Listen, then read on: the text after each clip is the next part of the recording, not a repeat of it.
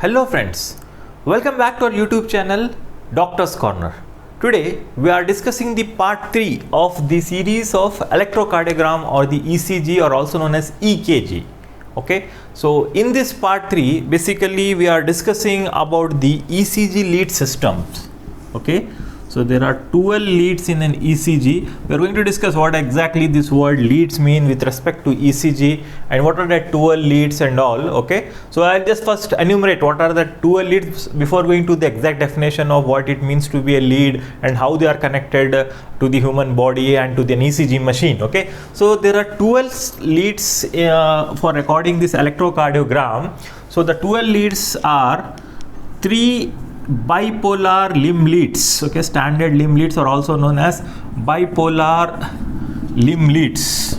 Okay, bipolar limb leads. I'll explain what do you mean by bipolar, what do you mean by unipolar and all. So timing, just concentrate the names of the 12 leads. Here it is represented as Roman 1, 2 and 3. So there are 3 bipolar limb leads, 1, 2 and 3. Then we have the 3 unipolar limb leads. So these unipolar limb leads are also known as augmented unipolar limb leads. Okay, augmented unipolar limb leads. Limb leads means the leads which are attached to the limbs of our body, that is the upper limb or the lower limb, how they are attached, that's also we are going to discuss now. So they are designated as, augmented limb leads are designated as AVR, AVL and AVF. Okay, then we have 6 unipolar chest leads.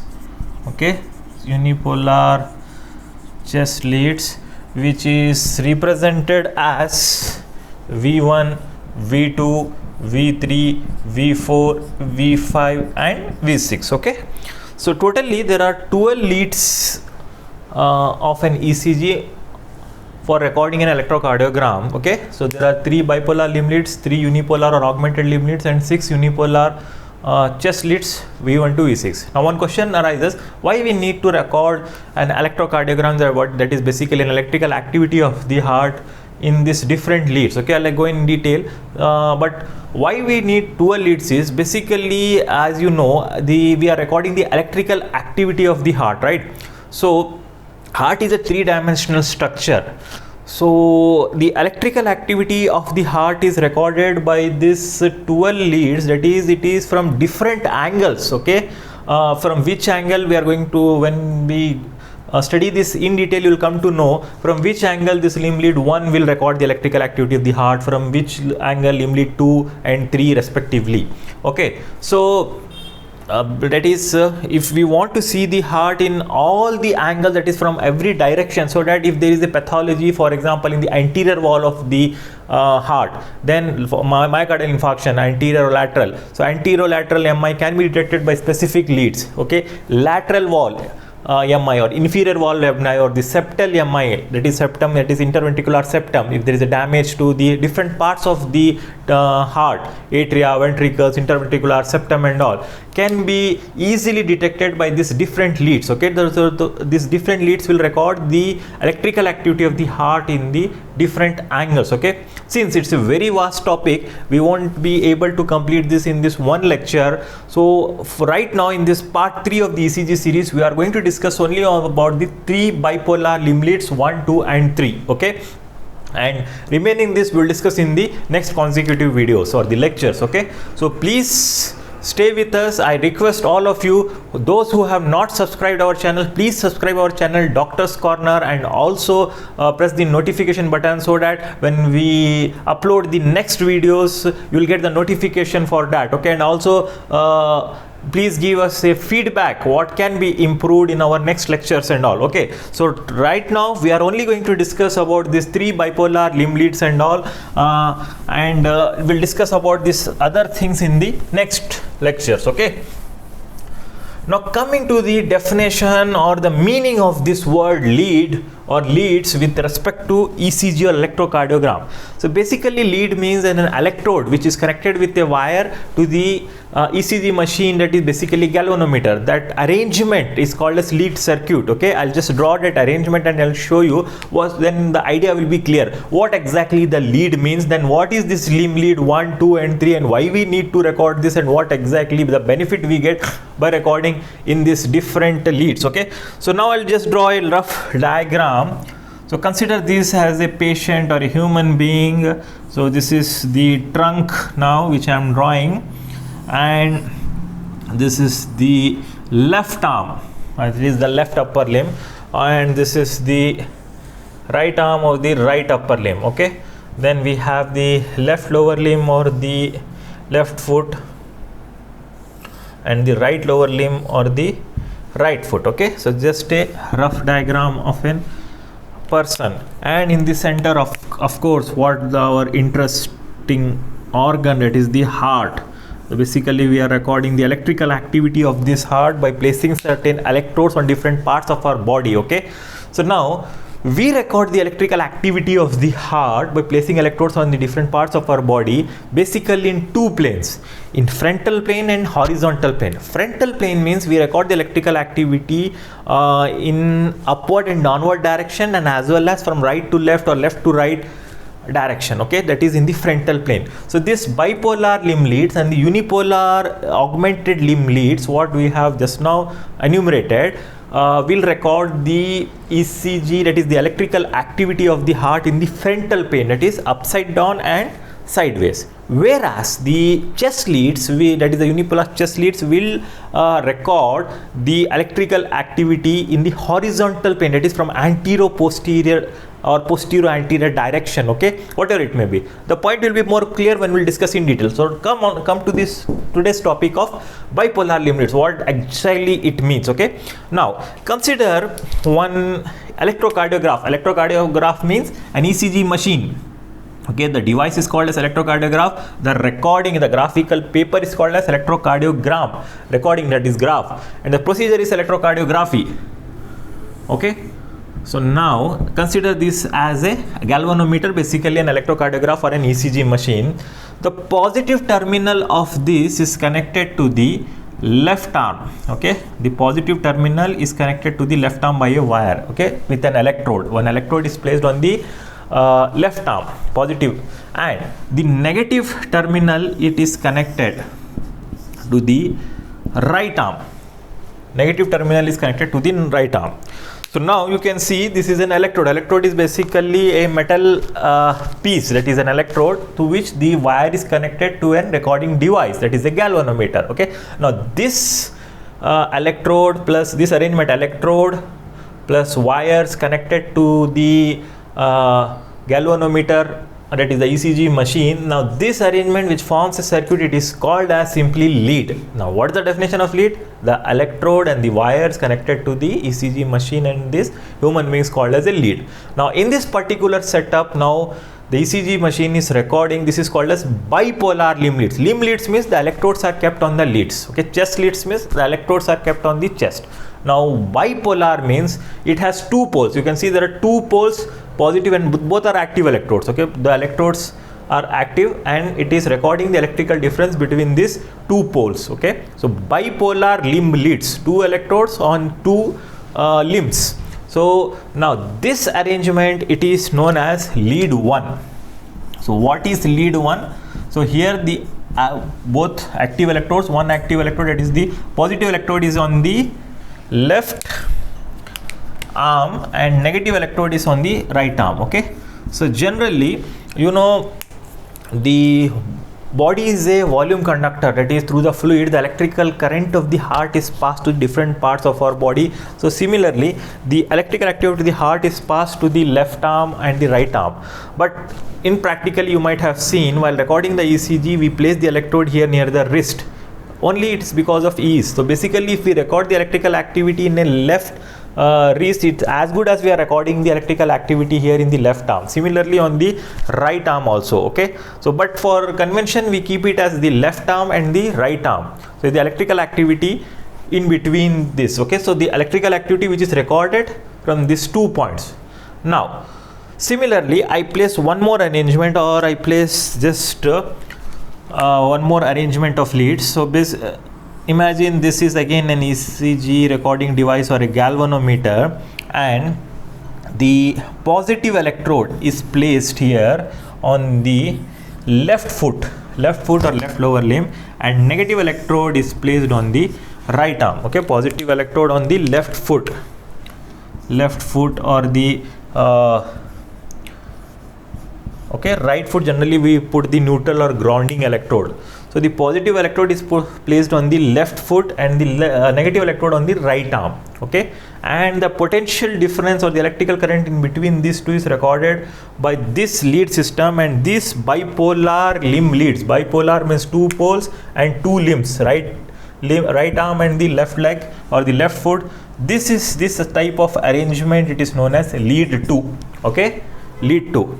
Now come to the another scenario here.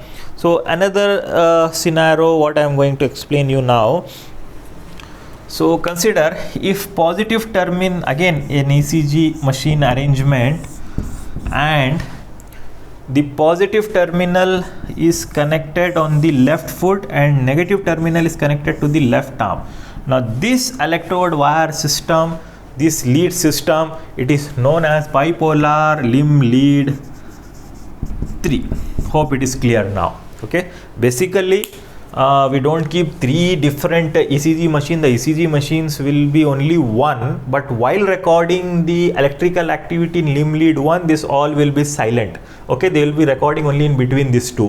While recording in the limb lead 2, the electrical activity is recorded in between these two electrodes only, the remaining will be silent, and similarly in the lead 3 also. Okay, so if you have watched our previous video, that is normal electrocardiogram, we get the typical waves on an ECG paper in the lead 2. Lead 2 means if the arrangement is like this. Okay, so in the lead 2 we get P wave, QRS complex, then we have the ST segment, then T wave. Okay, P R QRS complex and T wave. Okay, so a general normal ECG pattern in the lead 2. So we are discussing only about the bipolar limb leads 1, 2 and 3. We'll discuss about augmented also here, and also about the chest leads in the next videos. Time being, concentrate on this. Now if we record the ECG pattern in lead 3, similar pattern we get here even in the lead 3 also. Okay, we get this one, but there is certain difference. Why there is certain difference and what is the exact difference, I am going to tell you now. If you see a normal ECG from a normal person in these different leads, definitely you will get this type of pattern of PQRST, but there is a small difference in there, that is in the magnitude, that is the height of this R wave or QRS complex. Okay, in between this lead 2, lead 3 and lead 1. Why there is a difference, I'll tell you while explaining what is einthovenstriangle and einthoven's law and all. So please give your kind attention. A bit of mathematics and physics what we are going to discuss now in relation to the electrical activity of the heart and the leads 2. Hope this point is very much clear right now. What is lead 1, what is lead 2 and lead 3? Bipolar limb lead 1, lead 2 and lead 3. Okay, in general normal lead 3. So if you just go through a ECG paper, okay, ECG paper, you can see it's recorded in the 12 different leads. Okay, that is basically the electrical activity from different angles. Okay, so this positive electrode which is kept is known as exploring electrode, that is it acts as an eye or a camera. So that means, for example, in lead 1 there is a eye here, that is eye for recording the electrical activity, that is it will visualize the electrical activity from this angle.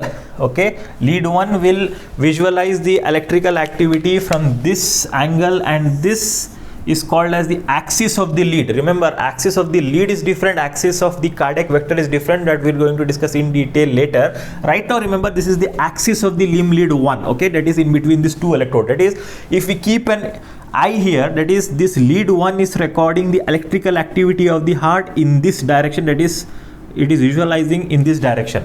Similarly, if we see this one, axis of the limb lead 2, that is in between these two electrodes. Okay, so it is recording the electrical activity in this angle, and similarly lead 3 in between this left foot and left arm. So it will, this is the axis of the limb lead 3, the axis of limb lead 1, lead 2 and lead 3. Okay, so I'll just mention here axis of limb lead 1 with the blue color, limb lead 2 with the red color here, and of course limb lead 3 with the green color here. Okay, so don't confuse the axis of the leads with the axis of the heart or the cardiac vector. That is different. I'll just tell you meanwhile just remember this thing.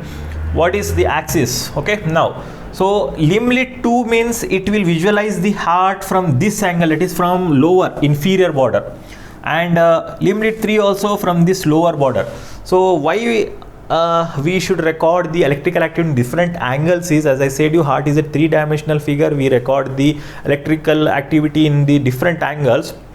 For example, if there is an inferior wall MI, it is the inferior portion of the heart is affected. Okay, so this may not record because this lead 1 will record the lateral part of the heart, left lateral part of the heart, whereas limb lead 2 and 3 it will record the from the inferior side of the heart. So inferior wall can be detected, MI or any pathology of the inferior side of the heart is detected by this limb lead 2 and 3 here, and also by the AVF. We'll discuss how AVF, whereas this lateral border, left lateral border, can be detected by limb lead 1 and also by the AVL. We'll discuss what is that AVL, AVF and AVR later. Right now just concentrate here. Limb lead 2 and 3 detect the electrical activity from this angle, that is the inferior angle, and from this left lateral, and of course the different leads from the different angles and all. Okay, now this is the axis of the lead, not the axis of the heart. So axis of the electrical current is known as that cardiac vector. Cardiac vector, it is the direction of the electrical current, can be recorded by an arrow. Okay, and the length of the arrow determines the magnitude of the current. So this is known as cardiac vector, mean QRS vector. Okay, those who want the details of this, please go back to my previous videos, part 1 and part 2, to know how this different electrical activities recorded. Part 1 we have discussed in detail how this cardiac activity forms this QRS complex and all, mean QRS vector. Okay, so this is the electrical activity of the heart, it is the cardiac vector or the cardiac axis. We'll discuss now. Then this lead system for the first time it was proposed or discovered by a man, a scientist, a physiologist, a Dutch physiologist. His name was Einthoven. Okay, Einthoven from Netherlands, Europe. Okay, he discovered this for the first time in the year 1895. Okay, he developed one galvanometer and recorded this electrical activity in these 3 bipolar limb leads 1, 2 and 3, and that galvanometer was very big, nearly 270 kg, such a big, and it requires around 2 rooms for that to record this electrical activity, that is this PQRST. He named these waves for atrial depolarization, ventricular depolarization, and ventricular depolarization, PQRST. These waves he named them in this order. Okay, so the man behind this is Einthoven in the year 1895. Then again he developed, later he proposed these things, papers in the year 1901, 1903, his different studies.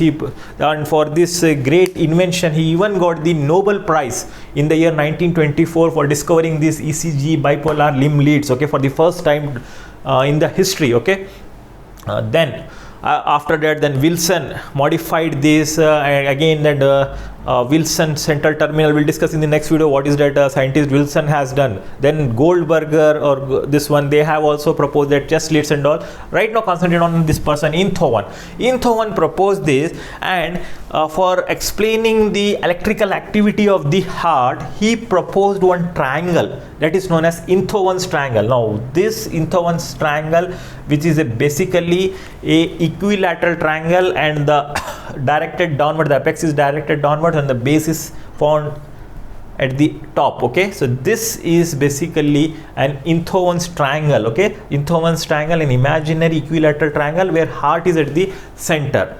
Okay, so this triangle for electrical activity of the heart, it is proposed by Einthoven. Now Einthoven also proposed one law that is known as Einthoven's law. So what does this Einthoven's law states with relation to the electrical activity of the heart and this leads 1, 2 and 3?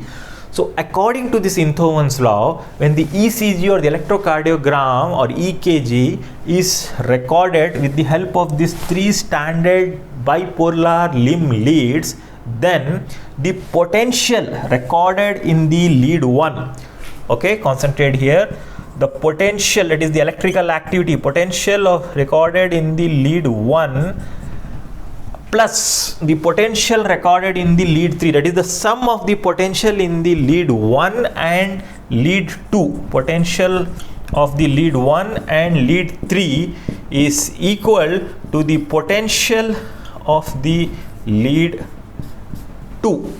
Okay, so if you sum up the electrical potential which is recorded in the lead 1 and lead 3, it is as good as or equal to lead 2. Okay, so that is lead 1 plus lead 3 is equal to lead 2. Okay, sounds something unique, like 1 plus 3 is 2. It's not a good mathematics, okay, but it holds good with relation to the electrical activity of the heart. Now how it holds good, I will just explain you.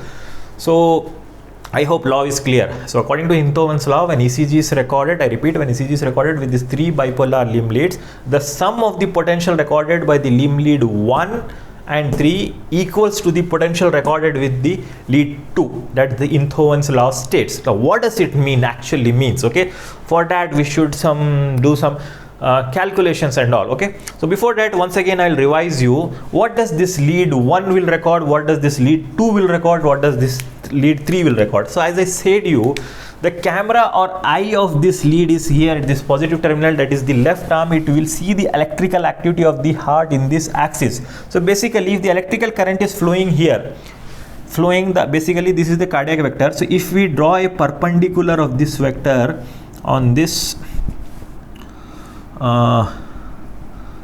so we will get this one, that is the electrical potential or the electrical activity here. So this lead 1 is recording this electrical activity here, the magnitude will be like this, okay, the electrical activity. Similarly, if we see this one, lead 2, again if we draw a perpendicular of the cardiac vector on this lead 2, so it will record the electrical activity as good as same. The magnitude will be same because it is almost parallel to the direction of the current, onward and towards the left. Okay, because the electrode is here, negative electrode is here in the right arm and positive in the left foot. Okay, so almost, so the normal ECG pattern generally we see here in the lead 2. Lead 2 is this PQRST. Similar pattern we see in lead 1 and lead 2, but the height of this R wave varies. Why it varies? Now you will come to know. So see, so it will record like this. Similarly, if again we draw the perpendicular of this electrical current direction, this electrical current here, okay, on this axis of limb lead 3, now it will be like this. So both it are positive currents only. So direction of the positive depolarization current is towards the recording electrode. So all these are positive. So in AVR, the R wave will be negative wave, downside deflection. Why it is, we'll discuss later. Timing, concentrate here. So basically it will record in this angle, that is the lead 1 is recording this cardiac vector in this angle, lead 2 is recording here, lead 1 is recording this electrical activity in this angle from here, and lead 3 is recording the electrical activity in this angle, that is in this axis. Now if we want to calculate the electrical potential of the lead 1, lead 2 and lead 3. So electrical potential of the lead 1 can be calculated simply by the difference of this, that is the potential at this point minus potential at this point, that is potential at the left arm minus right arm. Okay, just arbitrary, just imagine that the electrical activity, that is the potential in the level of the right arm is around minus 0.2 millivolt with respect to the electrical potential of the body fluids. Okay, with respect to the body fluids, the electrical potential in the right arm is minus 2 millivolt, arbitrary. Okay, just imagine hypothetically. And on the left arm it is around plus 0.3 millivolt with respect to the body fluids, and on the left leg or the left foot, it is around plus 1.0 millivolt. Okay, so arbitrary, consider these values. It will however varies with person to person and depending on the electrical activity. Just to make this point or this law mathematically, I am going to tell you this thing. Okay, now if you want to record the potential in the lead 1, so I said you it is the difference between this point minus this point, that is difference between point plus 0.3 millivolt minus 0.2 millivolt. So it will be equal to plus 0.5 millivolt. Plus 0.5 millivolt. It is minus becomes positive. So 0.3 plus 0.2, 0.5 millivolt. Confused? Okay, I'll tell you how. Now consider this as 0 level. So this is minus 0.1. Okay, this is on the long axis. This is minus 0.1. This is minus 0.2. Okay, here 0.1 plus 0.2 plus 0.3 plus 0.4, so and so, plus 1.0 millivolt. Okay, now here in the right arm the electrical potential is 0.2 millivolt, minus 0.2 millivolt, and the left arm it is plus 3. Okay, so what's the difference here? So minus means minus 0.2 here, so minus 1, this 1, again 1, like this. It is totally 0.5 plus 0.5 millivolt. Okay, totally the electrical potential is in the lead 1, it is plus 0.5 millivolt, plus 0.5 millivolt. Okay, that is from minus 2, it is the potential it has increased to plus 0.3, that is 0.5 millivolt. Similarly, if we calculate the electrical potential in lead 3 with this particular arbitrary values, here it is plus 1 millivolt, here 0.3, that is from plus 0.3 to plus 1 millivolt, it is equal to plus 7 millivolt. Okay, plus 0.7 millivolt in lead 3. Hope you are understanding these things. Okay, here from plus 0.3 to plus 1 millivolt, it is 0.7 millivolts.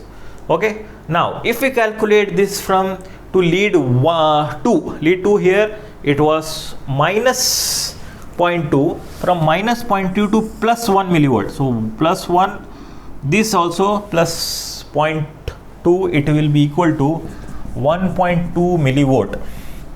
Okay, so the electrical potential in, you can see, lead 1 plus lead 3 is equal to lead 2. So what does this actually mean with respect to this graph? So if you see on an ECG paper, on ECG strip, what does it actually means? So if you see the amplitude of this QRS complex, or simply the R wave, or this positive deflection, that is R wave, and the highest negative deflection. So if you see, if you know that it is 1 millivolt, okay, 0.1 millivolt, one small square is 0.1 millivolt.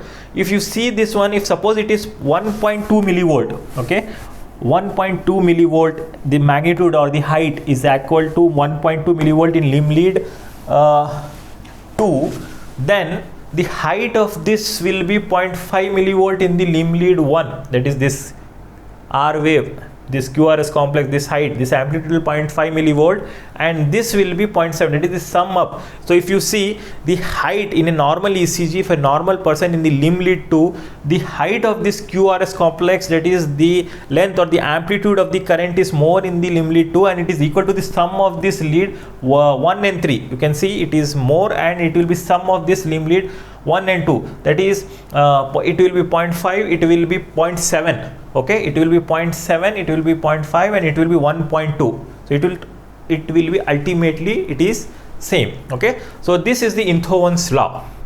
I hope it is very clear what is an axis of a lead and what is an axis of the heart or the cardiac vector. Okay, now same Einthoven's triangle can be drawn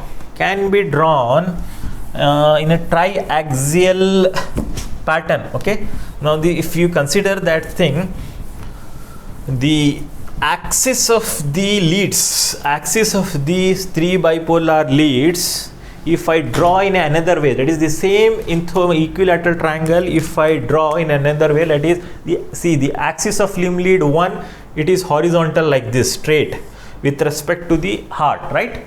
Now axis of the limb lead 2, it is like this. So if I draw it, it will be like this, okay, with this red color marker pen. Now with this green color pen, the axis of the limb lead 3, okay, so it will be like this, okay. So now this one is the lead 1.